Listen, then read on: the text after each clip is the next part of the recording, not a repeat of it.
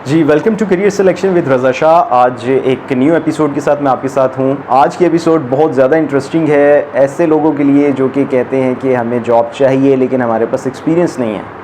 तो बहुत सी ऐसी चीज़ें होती हैं जो आप अपने माइंड में रख के बैठे होते हैं कि मैं ये करूँगा, लेकिन जब आप जॉब करने का सोच रहे होते हैं, जो एडवर्टीज़मेंट आपके हाथ में होती है उसके ऊपर जब एक्सपीरियंस लिखा होता है 5 ईयर्स, 2 ईयर्स, 6 ईयर्स, तो इस वजह से आप उस जॉब को ड्रॉप कर देते हैं।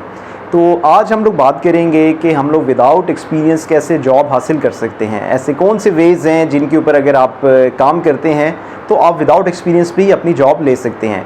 तो देखते हैं आज की इस एपिसोड के अंदर कि इस एपिसोड के अंदर क्या क्या कुछ है आपके लिए।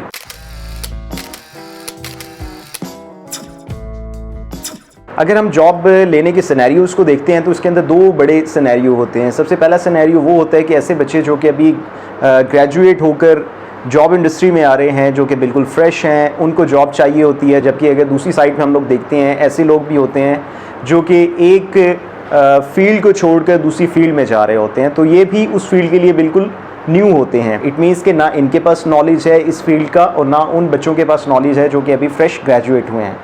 तो इन दोनों को जॉब्स की ज़रूरत होती है और इन दोनों के पास एक्सपीरियंस नहीं होता। सबसे पहले हम लोगों ने दो चीज़ें देखनी हैं। पहली चीज़ क्वालिफ़िकेशन क्या होती है और दूसरी चीज़ एक्सपीरियंस क्या होता है। इन दोनों के बीच में आपने फ़र्क को अंडरस्टैंड करना है। क्वालिफ़िकेशन वो होती है जिसकी बेस के ऊपर आप एलिजिबल होते हैं किसी जॉब को परसू करने के लिए। फॉर एग्ज़ाम्पल, आपको एक जॉब ऑफ़र हुई है, आपने उसकी एडवर्टीज़मेंट में देखा है और उसकी जॉब की जो एलिजिबिलिटी है वो आपकी बैचलर्स डिग्री है या फिर आपकी मास्टर्स डिग्री है। ये जो आपकी डिग्री है बैचलर्स प्लस मास्टर्स, ये आपकी क्वालिफ़िकेशन की रिक्वायरमेंट है कि अगर आपकी ये एजुकेशन है तो आप इस जॉब के लिए अप्लाई कर सकते हैं। इट मीन्स कि अगर आपकी ये एजुकेशन नहीं है, अगर आप ग्रेजुएट या फिर आप मास्टर्स नहीं हैं जो कि उस जॉब की रिक्वायरमेंट थी, अगर आप के पास ये डिग्री नहीं है, ये क्वालिफ़िकेशन नहीं है, तो आप इसमें अप्लाई नहीं कर सकते। एक्सपीरियंस क्या होता है? एक्सपीरियंस से एक स्किल होती है जिसकी बेस पर आप एक जॉब करते हो। या तो आपने सेम यही जॉब कहीं पर की है और आप वही स्किल्स दोबारा से यूटिलाइज़ करके एक न्यू जॉब कर सकते हो, तो ये होता है आपका एक्सपीरियंस। अब हम लोगों ने ये चीज़ देखनी है कि जब आपको एम्प्लॉयर ने कॉल किया है किसी भी पोस्ट के लिए और उसने अपनी पोस्ट के अंदर एक जॉब एक्सपीरियंस भी लिखा है और क्वालिफ़िकेशंस भी लिखी हैं, क्वालिफ़िकेशंस आपकी क्वालिफ़िकेशंस के साथ मैच कर गई हैं, इट मीन्स कि अब आप एलिजिबल हैं कि आप अपनी एप्लीकेशन वहाँ पे सबमिट करें। अब दूसरी रिक्वायरमेंट थी कि उसकी एक्सपीरियंस की। अब इस एक्सपीरियंस वाली हर्डल को हम लोग कैसे ख़त्म कर सकते हैं, इसको देखते हैं। अब एक छोटी सी चीज़ आपने माइंड में रखनी है। आपने ख़ुद को एजुकेट करना है, आपने खुद से क्वेश्चन करना है कि why do you want this job. सबसे पहले आपने इस क्वेश्चन को फाइंड आउट करना है कि ये जॉब की आपकी ज़रूरत है या ये फिर आपने जॉब इस वजह से करनी है कि एक आपने अपना फ्यूचर गोल बनाया है और उस गोल तक पहुंचने के लिए आपको इस किस्म की एक जॉब करनी पड़ेगी। क्या आपने इस ट्रैक पर चढ़ने के लिए इस जॉब को लेना है या फिर आप इस फील्ड को अपनी फील्ड बनाना चाहते हो। अब जब आपने अपने आप को एजुकेट करना है तो आपने सबसे पहले देखना है कि आप क्या हो, आपके अंदर कौन सी स्किल्स हैं, आप किस चीज़ के लिए कैपेबल हो, क्या कुछ कर सकते हो, आपकी पर्सनालिटी के अंदर क्या वो स्किल पाई जाती है, क्या वो इंटरेस्ट पाया जाता है जिसके लिए आप परसू करने लगे हो, जिस जॉब को आप एम कर रहे हो, कि क्या वो कैपेबिलिटी आपके अंदर पाई जाती है या नहीं पाई जाती। सबसे ज़रूरी चीज़ जो आपने अपनी पर्सनालिटी के अंदर फाइंड आउट करनी है कि आपकी पर्सनालिटी क्यों वैल्यूएबल है। क्योंकि हम लोगों ने अपनी जॉब लेते हुए सिर्फ अपने बारे में नहीं सोचना, हमने उस इदारे के बारे में भी सोचना है और उस एम्प्लॉयर के पर्सपेक्टिव से भी सोचना है जिसने आपको जॉब देनी है।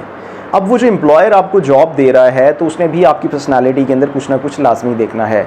तो उस पर्सपेक्टिव से भी आपने देखना है कि आपकी पर्सनालिटी कितनी वैल्यूएबल है, कि अगर आप इस इंटरव्यू के लिए बैठते हो तो इस इंटरव्यू में आप इस इंटरव्यू को विन कर सकोगे या नहीं कर सकोगे। अब पहला स्टेप मैं आपसे शेयर करने लगा हूँ। पहला स्टेप ये है कि आपने सबसे पहले अपना होमवर्क करना है। हमारा सबसे बड़ा प्रॉब्लम ये होता है कि जब भी हम लोगों ने जॉब के लिए जाना है, किसी भी इंटरव्यू के लिए जाना है, तो हम लोग उसकी प्रिपरेशंस नहीं करते हैं। अब आपने माइंड में रखना है कि आपने प्रिपरेशंस करनी है।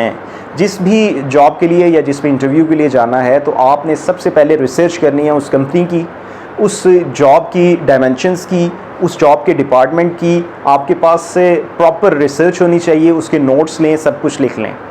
अब वो जो एक्सपीरियंस उन्होंने मांगा है उस एक्सपीरियंस को नोट डाउन करें। अगर उसका 3 इयर्स का एक्सपीरियंस है तो उस कैपेसिटी के अंदर वो जो पोस्ट है वो क्या करती है, उसका मेजर वर्किंग एरिया क्या है, उस चीज़ को आपने नोट कर लेना है। उसके बाद आपने क्या करना है, आपने अपनी स्किल्स को नोट डाउन करना शुरू करना है। आपकी पर्सनैलिटी के अंदर जो भी स्किल्स पाई जाती हैं, जो आप समझते हैं कि ये वो स्किल्स हैं जो आपकी प्रोफेशनल लाइफ में आपको बेनिफिट दे सकती हैं, आप उन स्किल्स को नोट डाउन करना शुरू करें।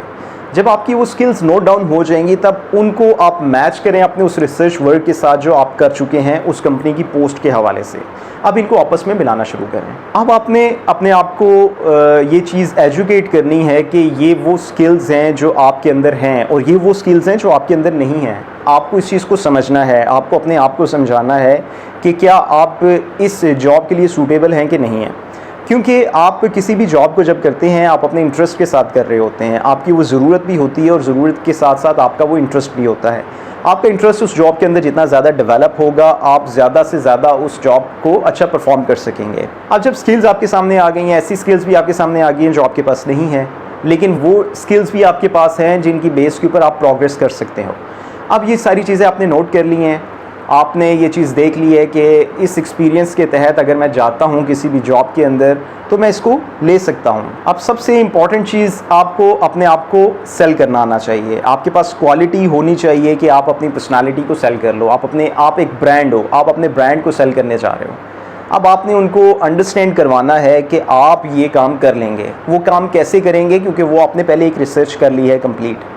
आपने वो स्किल्स भी देखनी है, आपने वो मेजर वर्किंग एरियाज़ भी देख लिए हैं इस पोस्ट के, और फिर आपने अपनी लाइफ की जितनी भी अचीवमेंट्स थी उनको भी अपने सामने रखना है। क्योंकि आपने जब अपनी स्टडीज़ कंप्लीट कर रहे थे तो उस दौरान आपने कुछ इंटर्नशिप्स भी की हुई हैं, आपने कम्युनिटी सर्विस भी की हुई है, एक्स्ट्रा करिकुलर एक्टिविटीज़ भी की हुई हैं। तो इन सब का आपकी पर्सनालिटी में एक बहुत इंपॉर्टेंट रोल है। इनकी बेस के ऊपर आपकी पर्सनालिटी ग्रूम कर रही थी।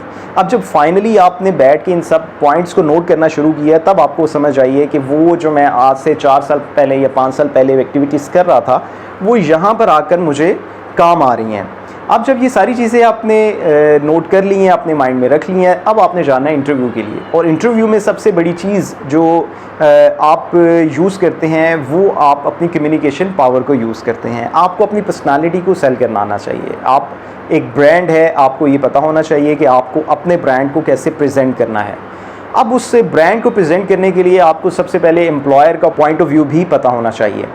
एम्प्लॉयर ने आपको जॉब देनी है, क्यों देनी है? क्योंकि उसने उस पोस्ट को रन करना है, उस डिपार्टमेंट को रन करना है। वो कभी भी ऐसा नहीं करेगा कि डिपार्टमेंट को किसी एक के ऐसे शख्स के हाथ में दे दे जो उसको रन ही ना कर सके। अब यहाँ पर आपने अपने आप को डिफेंड करना है। वो जो होमवर्क आपने किया है, वो जो आपने अपनी स्किल्स नोट डाउन की हैं, अब ये उनको बताना है कि हाँ जी, इस जॉब के साथ ये सारी चीज़ें जुड़ी हैं और इन चीज़ों के बारे में मुझे पता है। तो ये टोटली डिपेंड करता है आपके अपने पर्सनल वर्क के ऊपर, आपकी प्रिपरेशंस के ऊपर। ऐसा कभी नहीं हो सकता कि आप किसी भी जॉब के इंटरव्यू में जाके बैठ जाएं और इंटरव्यू देके वापस आएँ और आपको जॉब मिल जाए। आपको उस पोस्ट के बारे में अंडरस्टैंडिंग डेवलप करना बहुत ज़रूरी है। अब जब आपके पास एक्सपीरियंस नहीं है तो आपके पास क्वालिफिकेशन है। आप इस क्वालिफिकेशन की बेस के ऊपर इट मीन्स कि आप एलिजिबल तो हो गए हो।